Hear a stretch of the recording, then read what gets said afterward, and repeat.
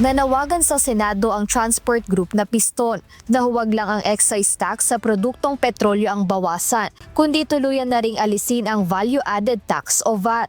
Ayon kay Modi Floranda, presidente ng grupo, ang pinagsamang excise tax at VAT ay nagdaragdag ng kabuuang 15 pesos kada litro sa diesel na binabayaran ng mga tsuper at operator.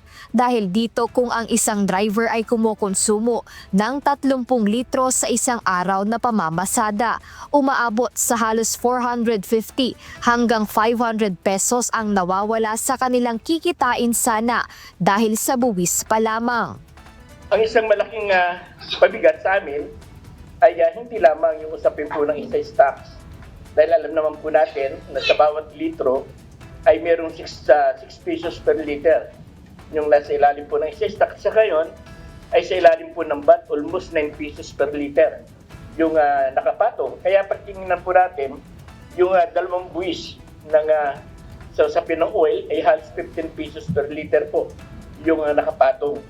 Kaya po ang sa amin, ang position po namin ay hindi lang dapat excise tax yung tanggalin at dapat tanggalin din po yung VAT dahil ito yung nagkukos ng pahirap hindi lamang sa anin na sektor ng transportasyon at kundi sa ating mga mamamayan. Dahil sa patuloy na pagsirit ng presyo ng langis, bunsod ng krisis sa Middle East, bumagsak na sa below minimum wage ang kinikita ng mga jeepney driver sa kabila ng 12 hanggang 18 oras na pagbiyahe. Ayon sa piston, mas mataas pa ang kinikita ng mga tricycle driver dahil mas maliit ang konsumo nila sa langis at mas mataas ang sigil sa pamasahe kumpara sa mga jeep.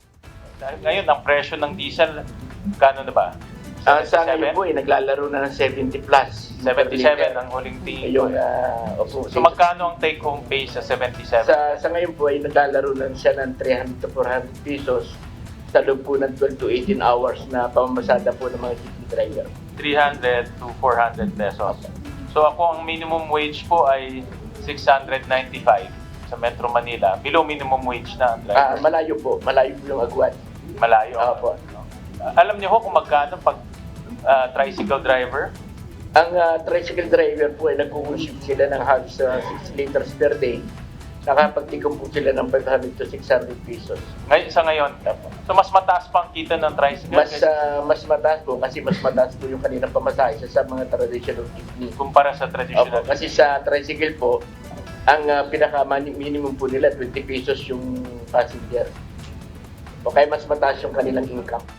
Samantala nakatanggap ng daan-daang reklamo ang Department of Energy o DOE laban sa mga abusadong gasolinahan na sinasamantala ang sitwasyon para sa sobrang taas presyo ng produktong petrolyo. Gayunman, inamin ni DOE Secretary Sharon Gary na limitado ang kanilang kapangyarihan pagdating sa pagkontrol ng presyo dahil sa umiiral na oil deregulation law. On the price, Madam Chair, yung batas talaga ng oil deregulation is really limiting our powers. We cannot submit lang sila ng presyo, hindi namin pwedeng diktahan.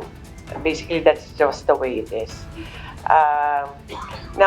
Right now, if as of last weekend, mga 80 plus ang report, we issued 55 show cause orders.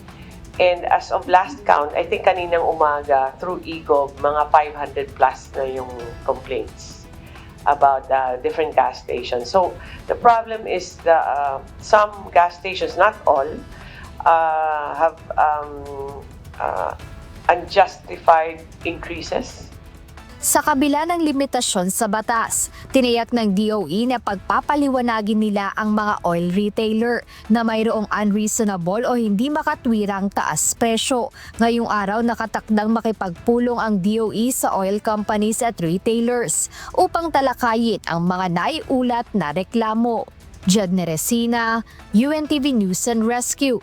Diyos ang aming sandigan, serbisyo publiko ang aming pinahahalagahan.